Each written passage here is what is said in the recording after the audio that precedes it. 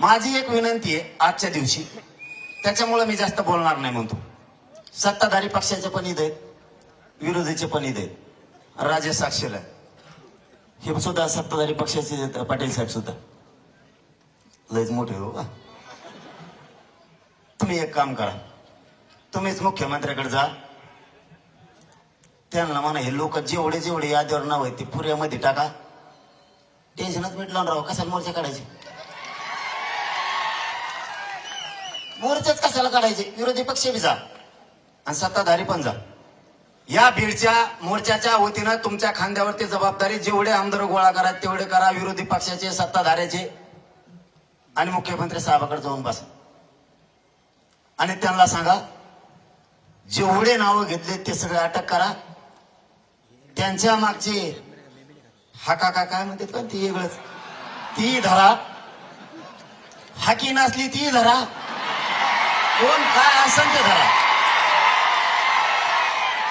आणि जाऊन दे 7.5 एकदाची मधी पायाला ताण. आम्ही पठ्ठे तुमच्या माग आहे, तुम्हाला धक्का सुद्धा लागून देत नाही. संतोष भैयाच्या त्या लेकीच्या चेहऱ्याकडे बघा.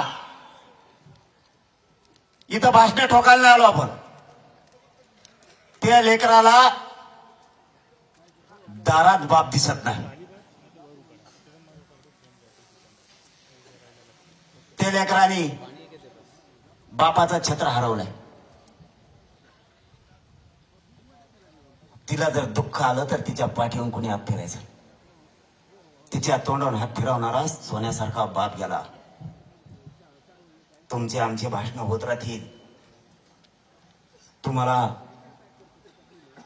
या कुटुंबाच्या पाठीशी राज्यातून उभा राहावं लागेल आणि राज्यभर हे लोन आंदोलनाचं पसरलं पाहिजे. प्रत्येक जिल्ह्यात तयारी करा.